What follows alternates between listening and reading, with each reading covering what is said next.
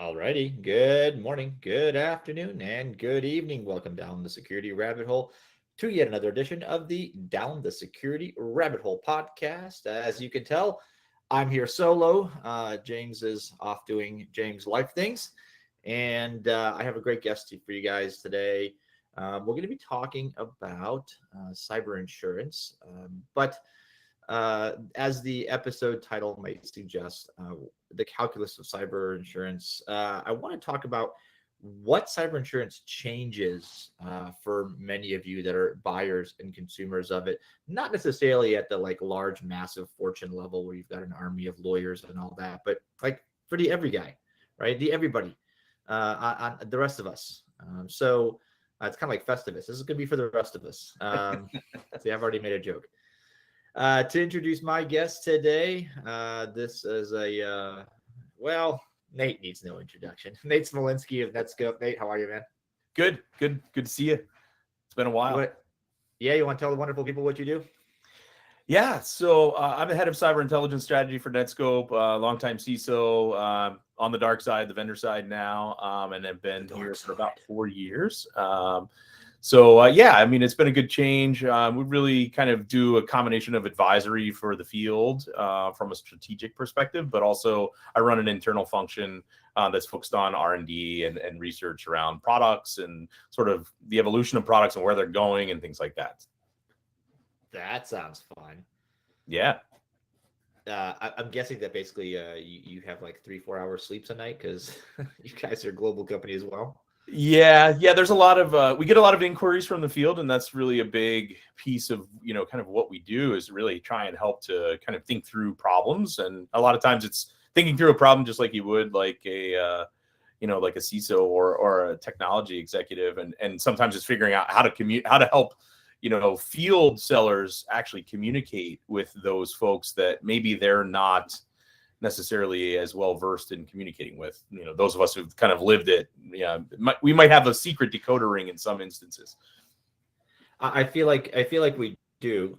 Sometimes I feel like it's the Little Orphan Annie one from Christmas Story. Yes. Because you're like, wait. The secret is secrets. There are no secrets. There's no magic to what we do. It's hard. No. It sucks. But all right. So look, we're going to talk cyber insurance. We've covered it on the podcast a couple of times. Some of my favorite episodes have been on this. But we've attacked it from a compliance perspective. We've hit it from a due diligence perspective.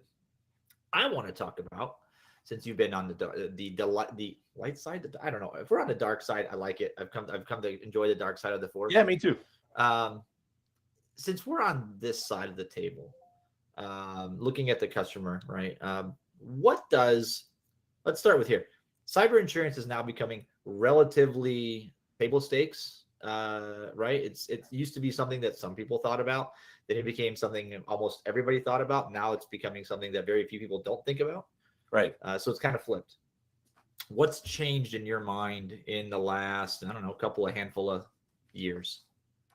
Yeah, I think a lot of things. If you go back historically and you look at it, think about like early days where we may have not even called it cyber insurance. We were like thinking about how we might protect a mainframe that was critical to our business. And it wasn't about cyber. It might have been just making sure that it was running and available, things like that. I mean, that's going way, way, way back. But then over time, I think, if you look at sort of patterns of attackers, things like ransomware obviously is a big thing that comes to mind. If you look at historically from a cost perspective, like obviously people talk about premiums going up like crazy, but if you look back at like the last time we saw sort of nominal premium increases probably was in 2018, which was post NotPetya, right? So if you think about sort of what that kind of incident or event served to do to the insurance market, and now it's been ever increasing until I believe I read some interesting news from Marsh that they had some data out that said the fourth quarter of 22 was it was the first time it's kind of had, it's sort of flattened a little bit in terms of increases, right? It hasn't been astronomical. It was somewhere in the 20, 25, 30% range of premium increases. So it tells you that it ebbs and flows with, kind of the things that are going on in the world a little bit. And I think that now we've seen the impact of that, become more prominent for like you raised the question about the smaller guys, right? The mid enterprise, the mom and pop shop in many cases. And it's trickled down. And I think a lot of it has to do with, in a lot of cases, those people are suppliers to many other people, right? I mean, a lot of times they become required to have this type of coverage because they're trying to do business, with someone who is much larger than them. So that's an interesting place to take this. Is you're looking at cyber insurance becoming a requirement in sort of third-party due diligence, right? Yeah. Why though? Because why not? I mean, look, third-party risk management is something I don't want to touch right now. We could spend a day or two on that. I don't have a tall bottle of good juice next to me, and it's on a middle of the day on a Thursday, and I'm sober, and I don't want to talk about it sober. But when you think about it, third-party due diligence wants you to have a certain number of standards, wants you to hopefully verify that you do them. Where does cyber insurance fit in? Because I feel like it's sort of that, like the cap on that. Is it really though? I think it's becoming that way for some of the smaller entities, and to kind of speak from the perspective of, there was looking at like some of the newer fintech startups that focus on that market segment. You've got the Coalitions of the world, Corvus Insurance, other companies like that. That's their focus. And of course, they want to sell cyber products to those smaller entities and mid enterprises. But along with it comes a lot of what I would call virtual CISO advisory type work. And it's really trying to, the intent is to raise the bar on cyber hygiene, good practice, best practice, et cetera, in those smaller enterprises that ultimately probably don't have a CISO or even someone who does security by title. They're doing it to do it because they have to. But it's raising the bar on, I would say like the bare minimum, for those folks. Like, hey, do you have this thing called MFA somewhere in your environment? And hopefully you have it on, things like remote access to your environment or access to your systems or admin access to different things. It's that kind of really basic cyber hygiene that, those smaller organizations are being pushed to take on. And I think that's where the sort of to your point, the cap or the mechanism becomes, to push it through good consulting. And then, hopefully the insurance coverage provides some semblance of relief in the event that they have an incident, maybe getting professional incident response people in there when they probably have never done a tabletop exercise even to help them clean up an incident can reduce the cost of what that claim might be for that company. All of those things really become important, I think, as you start to look at the smaller market. So if I boil that down to brass tacks, it feels like that is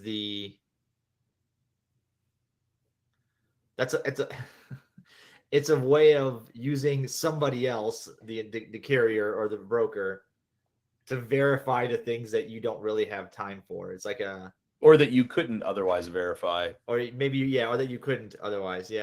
That's or fair. To flip it another way too, it also kind of thinks about like if they don't have those things, or if they're on a path to implementing those things and they're a critical supplier to you as the sort of the larger organization, you're also looking at how would they be able to respond if they did become disrupted, and then what does that mean to me? I think it gives an opportunity for organizations to start thinking about, maybe looking at alternatives, right, from a supplier perspective. But it creates an opportunity to kind of the rising tide raises all ships. If we get everybody to do good hygiene, then maybe we have a better outcome. The weakest links become less weak. I think that's how a lot of folks look at it. Yeah. I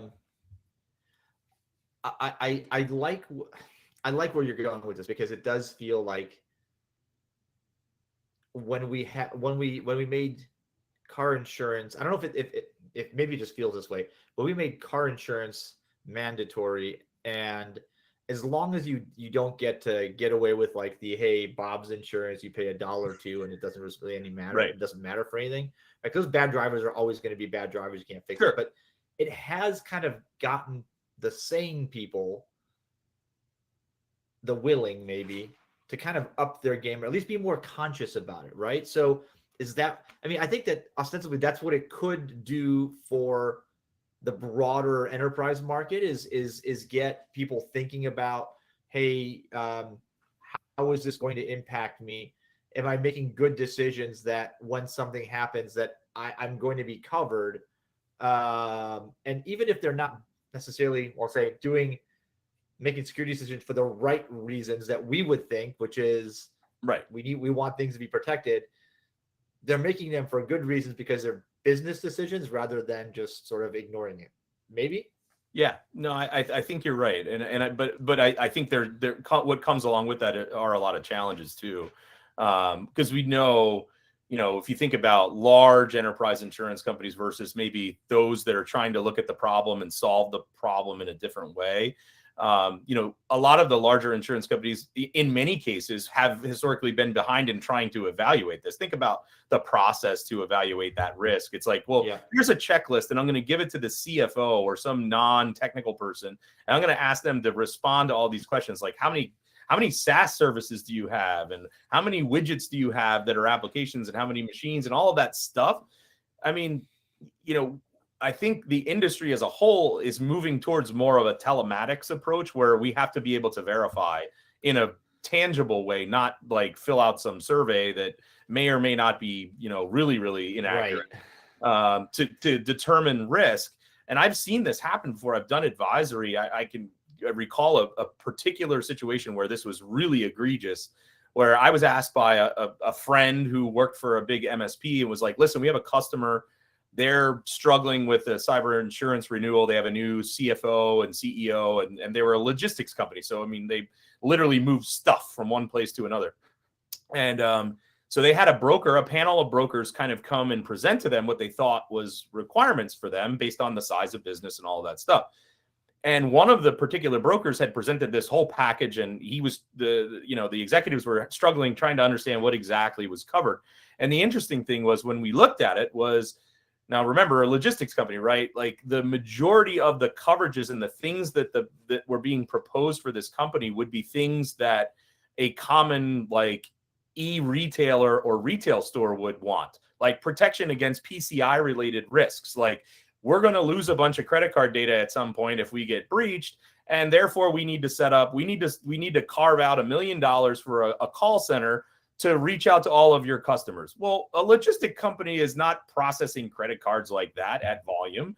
And they certainly aren't going to need a call center to call all of those customers, maybe to call them to say that their shipment's not going to get there, but not to talk about the credit card breach, right? So when we started to pick it apart, it just showed that the brokerage business that was there presenting to them really had no idea about their business that they were trying to protect. So they were just throwing kind of the boilerplate kitchen sink at them and saying, buy this for, whatever the premium was. At the end of the day, they probably would have never had an event that would have led to something where they could have even leveraged any of the coverage or the additional add-ons that were in the coverage. They would have been concerned about, does a ransomware attack shut down some OT system that keeps us from using forklifts to load stuff into tractor trailers or something like that? But that wasn't the case. So it was so misaligned. And I think that was just an indicator to me that, there's a lot of insurance companies and obviously brokers out there in some cases that really need to kind of rethink how they're selling the product, because it may not even be valuable to the end consumer. Yeah. So I think both sides of this have a little bit of maturing to do. I think on the broker side, there's some maturing, and I'm seeing it happen, right? Tailoring the type of policies, the things it covers, the why you care to the actual customer and their industry, and the things that could be impacted, and as in the example you gave. But on the consumer side and the customer side, the commercial entity needs to decide, or maybe not decide, realize that there is a point at which you can't buy enough security tech and people to get you to the 100% secure line. So you have to do better. And I think this is the weird conversation that's happening now, is because for so many years it's been, well, these are the tools you need to be secure, otherwise you can't be secure. Okay. Right. And then you got to, well, we can't be completely secure, so this should be good. Now it's like, wait, now I got to carve out, like, look at that and go, okay, but if that's something we're taking as given, then what does that mean for, where does the cost of cyber fit in, and where do I pull that out from? Does that mean I do less actual security budgeting and add some of that to, because the money is not coming out of thin air, right? Right. Do you see it coming from the business side or from the security budget? Like Uh, from legal? I've seen it come from the business side, not from the security. I've seen it drive the security budget at times if there's a deficiency.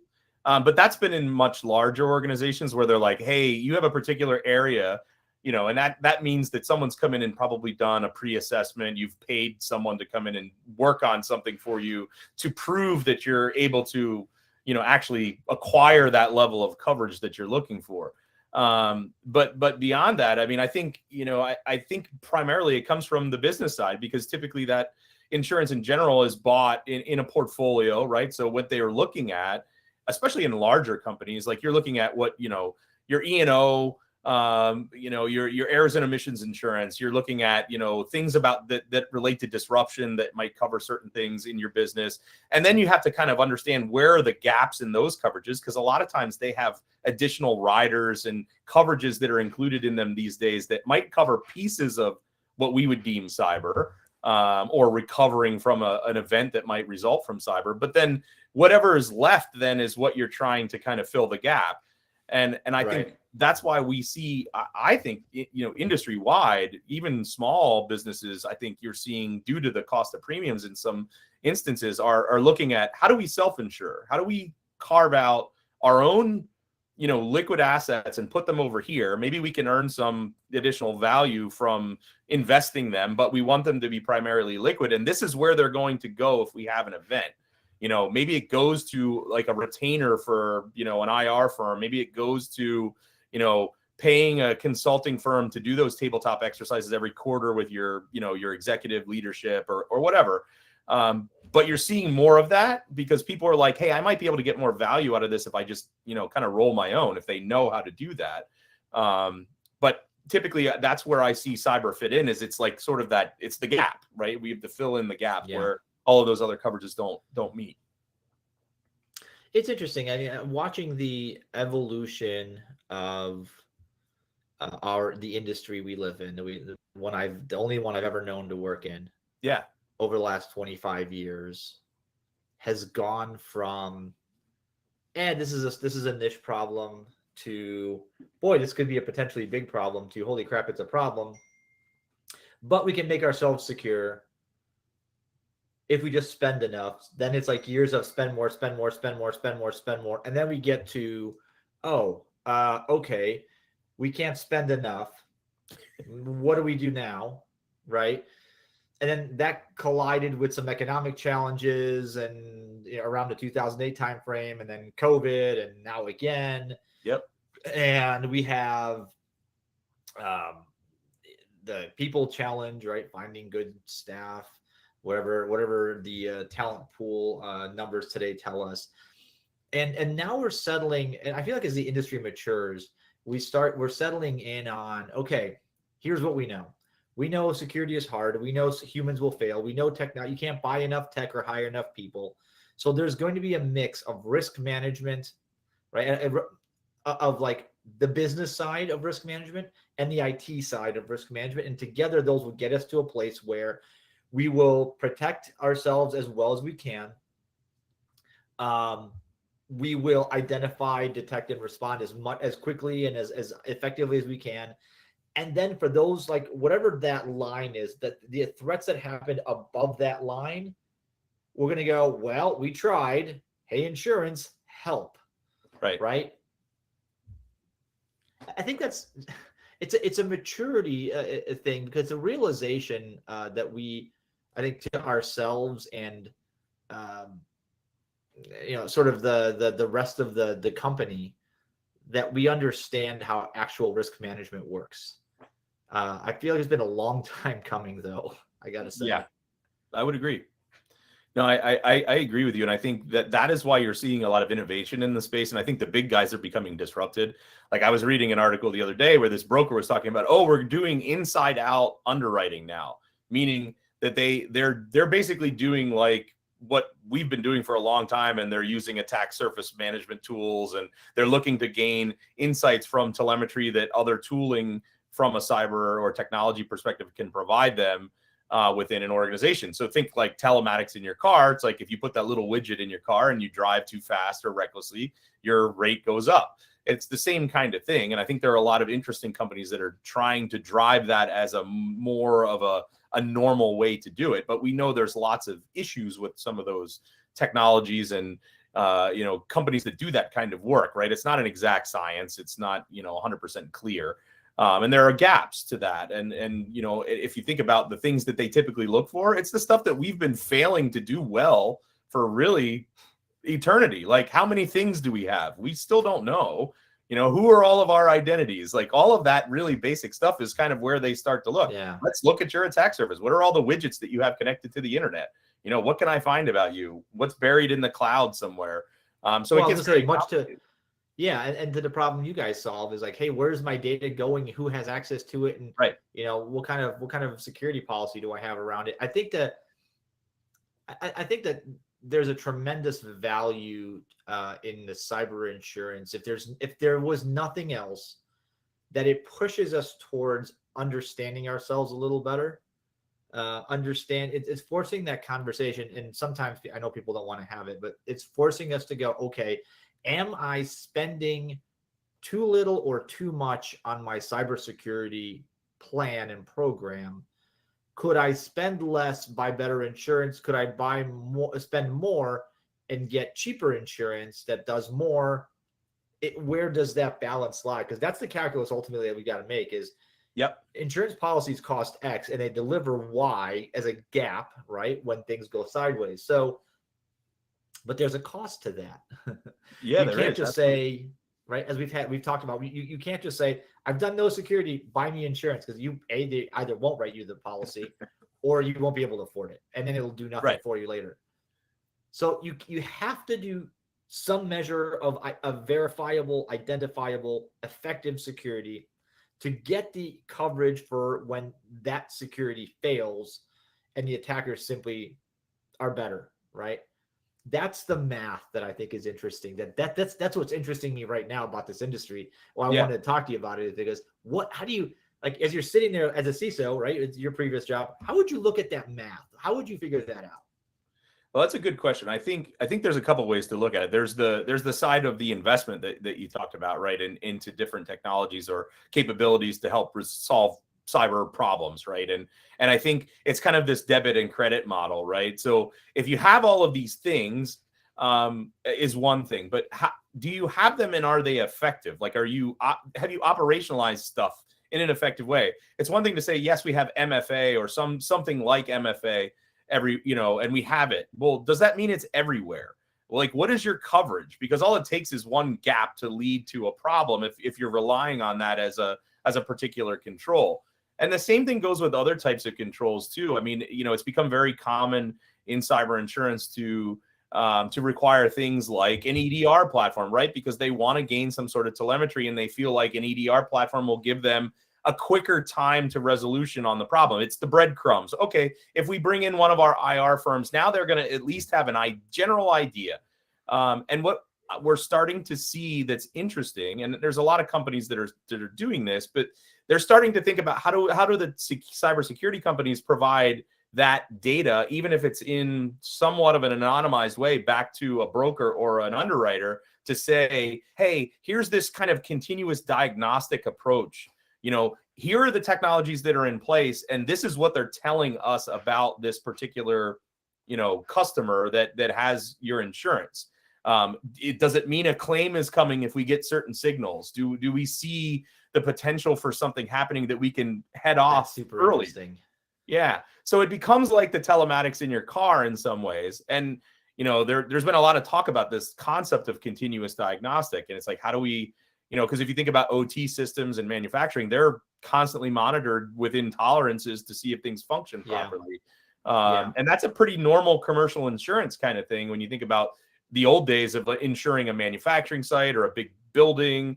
You want to know, is it structurally sound, or the things that you would expect to see in place done, is maintenance done, all of that kind of stuff. Would that make it an interesting, so without going the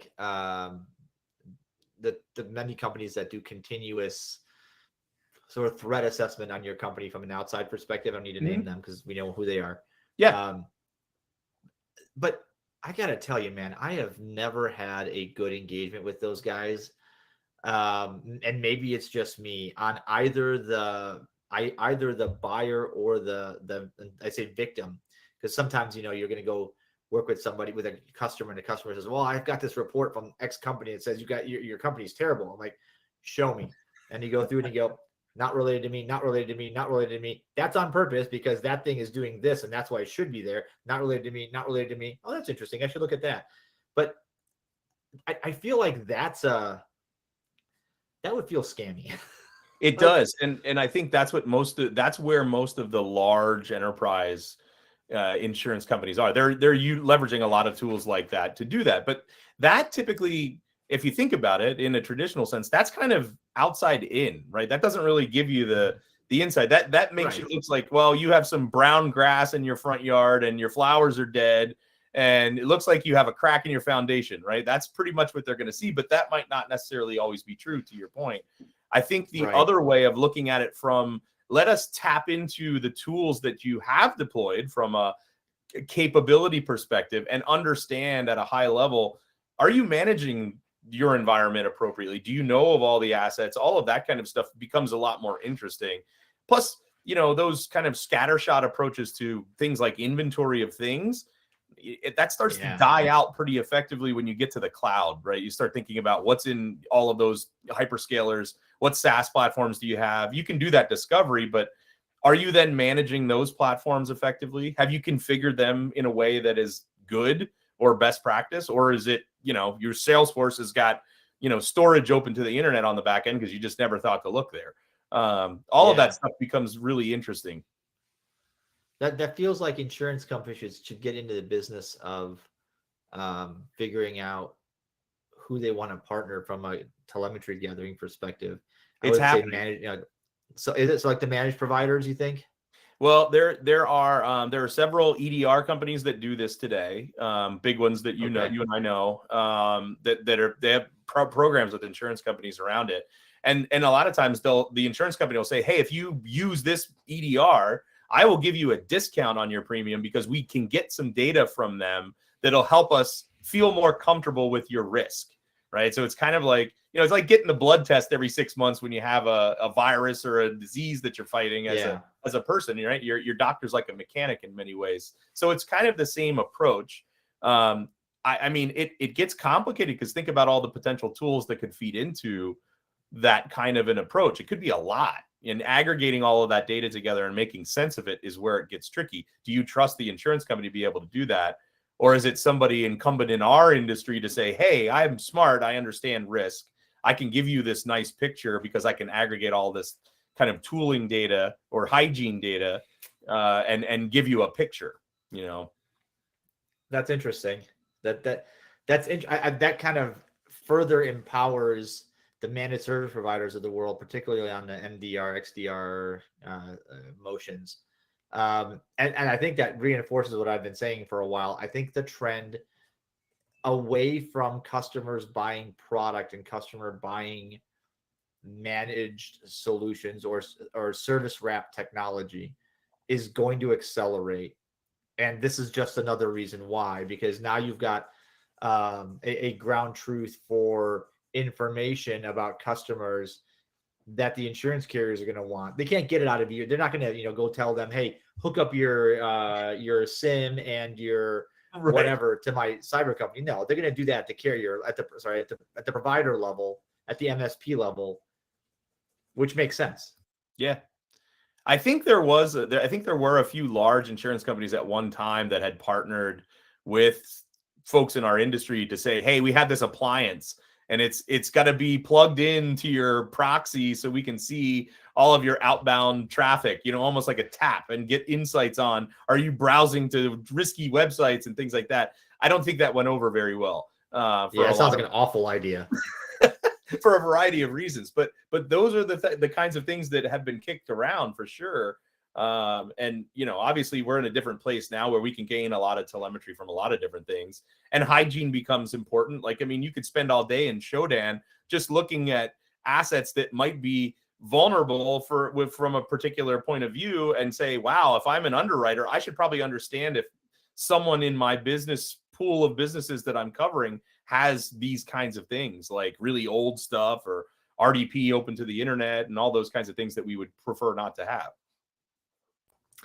That makes the case, and I know this is going to sound self-serving, but that makes the case for Anton's sock triad. I swear to God, he better not start charging me royalties for using that. But for having a good endpoint solution, for having an NDR or network analytics and visibility, or whatever Forrester calls it, for having that device on your infrastructure that can see your assets, it can see sort of the behaviors and identify things that don't just match some known bad guy pattern, but that are, quote, risky, right? High risk. That makes, frankly, you guys valuable. That makes, my day job company valuable. That makes all the endpoint players valuable, the good ones anyway. And it's weird, but I think that's where the market's going. I sort of feel like it feels weird. It feels unnatural because of the way this industry has traditionally functioned, but it is kind of like your auto insurance carrier saying, hey, if you buy Goodyear tires, we'll give you a better price than if you buy, I don't know, Firestone or Cooper or whatever the other companies are, right? And because, like, hey, we've tested them, they wear bad, they don't explode on the highway, they have better stopping distance, better performance, and blah blah blah blah blah. Or if because we already do this with cars, don't we? Yeah. Like, we do it with the car. We do it. Hey, if you're living on a floodplain, that insurance is going to be expensive because you're probably going to flood.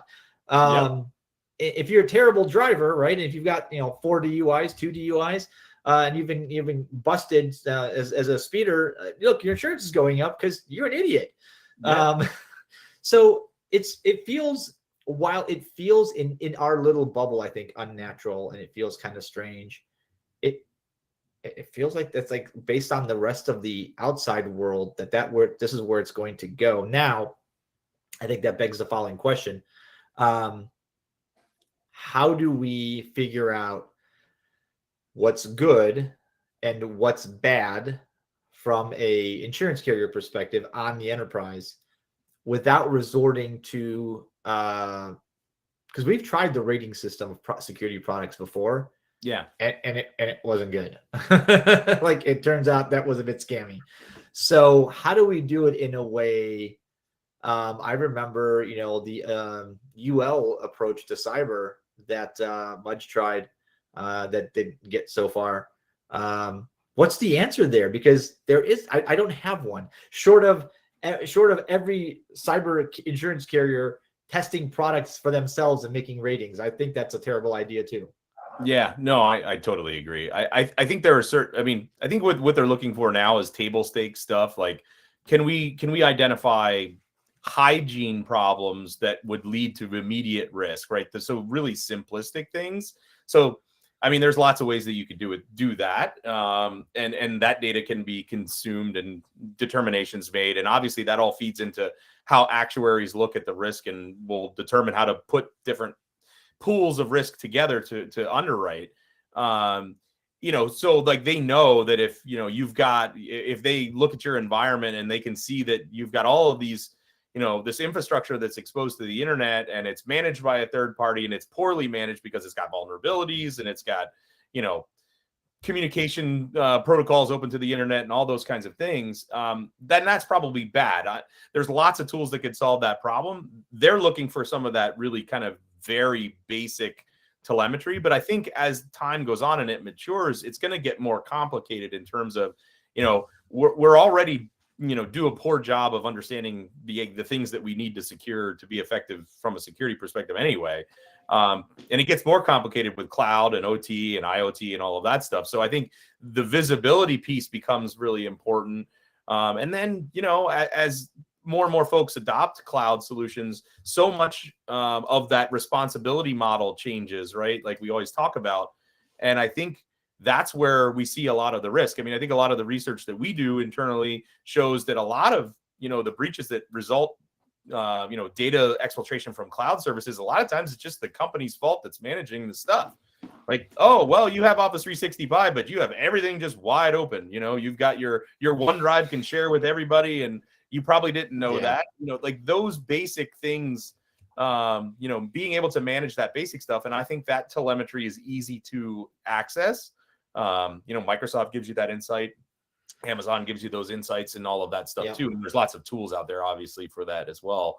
But I think it's really kind of getting to the point of stopping the really dumb stuff, because then it's like, okay, if it's a higher level attack, targeted attack that might be looking, to acquire information in a different way, social engineering and things like that. Obviously, there's only so much you can do with tools, right? Because people become that sort of weak link that you have to solve for.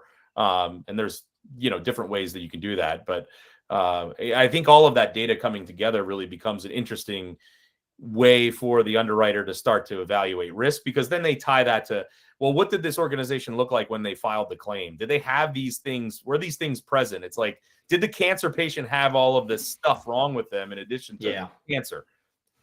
Yeah.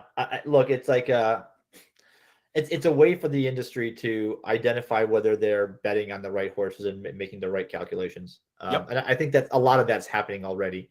Yeah, totally. In many of these cases, the maturation of the cyber insurance industry, I think, is going to have one of the most profound effects on the cybersecurity posture of companies, I think, in decades. And the reason for that is it's going to force change in a way that regulations didn't seem to, right? Because regulations were like, oh, here's $1,000 fine, or we may do something to you. Like, people are getting popped. They're having to spend hundreds of thousands and millions and tens of millions or more dollars on remediation of these ransomware. What I think ransomware was the biggest curse, but also a slight blessing in that it made us realize we can't just go, we'll get by fine without it, right? In the past, and I think this is why when ransomware ramped up, every insurance carrier took their prices and went and just kept upping them. Yeah. But we've gone from, we can get by with if that thing gets hacked, no big deal, to wait, I can't get into the building. I can't send an email. I don't know who to call. Nothing works. Ooh, this is kind of bad, right? Yeah. And whether you're a logistics company, whether you're a doctor's office, your credit card processor, your online banking, you're a plumber, you rely on technology today. I dare you to find a company that doesn't rely on technology at all, if for no other reason than payroll and scheduling and email. Yeah, totally. Right? If we take those things away from you, what is that worth to you? And it's got to, the answer is at least as much as the business. Yeah. Like, because worst case, if you close your doors. Right. Exactly. Yeah, it becomes a very interesting challenge. And I think that the good thing is that the companies that are doing a good job with the smaller mid-enterprise market are figuring out ways to consult with them too. They're not just saying, you got to do these 50 things or I can't give you a policy. They're like, well, right, you got to do these 50 things. We'll give you a policy. And if you get them all done by your renewal next year, your cost will go down, but we're going to help you plan and execute that, which is what those size businesses have a problem with, right? They don't have the resources to do that on their own. So it's created a market for probably lots of VCSO folks and other folks to do that kind of work. And I think it's an important thing. All right, so I want to, before I let you go, because I know we're at actually we're over time, but I don't care. What do you guys particularly where you, as you advise your customers right over at Netskope, what are you guys seeing a lot of now? What's the conversation centered around? What are the main advisory topics? I think the big one, well, right now with the economy, it's consolidation. It's full on consolidation. And how do I start to move away from having sort of my foot in my data center and then my foot in the cloud and then a foot over here somewhere else? And how do I start to think about, solutions that can solve the security problems across all of those things, as opposed to having a point solution here, point solution there, and probably 60 other point solutions in between? Can we get to a place where we're solving that problem in a more holistic manner, and we're removing some of those frictions, I would say, from a business perspective, because of the way people work now, right? Over the last few years, things have changed dramatically on that front too. So you've got this change in work style plus, economic headwinds that is leading to folks having to rethink. And I think what it's done is accelerated the rethinking for some of the larger organizations, because they're like, I guess we have to finally address this. It's here. It's been on our doorstep for 10 years. We knew it. But now we have to really deal with it, because we've got ourselves in this situation where we have a digitally native workforce. We have a whole new way of working. And we've invested in transforming our businesses, and we're finally moving forward with all of that stuff. So we see a lot happening in that consolidation space, and it's interesting, but it's also scary for a lot of those companies, because they're like, where do I start? Like they don't even know in many cases. And a lot of it is about bringing like multiple groups together that maybe don't typically come together, security and networking and like those types of organizations. And because they're all now kind of forced to play in the same pond. And that creates interesting dynamics especially in larger organizations. I can imagine. I can certainly imagine. All right. What's the most surprising thing that, to you anyway, that doesn't get talked about a lot? Ooh, the most surprising thing that doesn't get talked about a lot. Yeah, you'd be like, why is nobody talking about this? This is a big deal. Yeah, that's a great question. I don't have anything off the top of my head that I can think of, but there's so much in our space that we do talk about a lot. It's hard to think about what we're not speaking on. I mean, all of these topics that, we get into, especially from a technology perspective, typically will lead down a number of different paths for conversation. But, I think the cyber insurance space is one that we talk about, way more than we probably should. But there are opportunities, I think, that within that sometimes go unnoticed. I know you mentioned supply chain risk is something, or third party risk is something that we need a big bottle of elixir to kind of dive into. But that's one that I feel like has gotten legs, and it's had legs for a long time, but it's still not talked about within the enterprise space at the same level I think that it probably needs to be. There's certain industries that just, they know they have to deal with it, but they're very, very far behind in terms of how they're talking about those topics in supply chain and third party risk, or nth party risk, however you want to look at it. The intelligence around all of that. I think that's kind of an emerging space that will continue to grow. I like to talk about that occasionally, but I think there are definitely other topics that we could dive into there that aren't getting the love that maybe they should. Well, that just means you're coming back to the podcast. We're going to do this again. But Nate Smolenski, thanks for joining the show, man. Thanks for giving us a little bit of your time, and definitely an interesting conversation. I enjoyed it. Yeah, likewise. Yeah, good to see you, and we'll talk again soon. All right. Thanks, folks, for listening. This has been another Down the Security Rabbit Hole podcast. Before you log out and go to the next thing you're listening to, do check out the LinkedIn page. I know I've said this a couple times. We're publishing stuff there, just conversations, a chance to have maybe potentially a Q&A with some of our guests. I do tag them as they get on. Most of them are on LinkedIn, and then of course our YouTube channel for if you want to check out the videos at some point. I'm getting better at putting these on LinkedIn this year. That was my goal as we expand. So you guys will see more of that.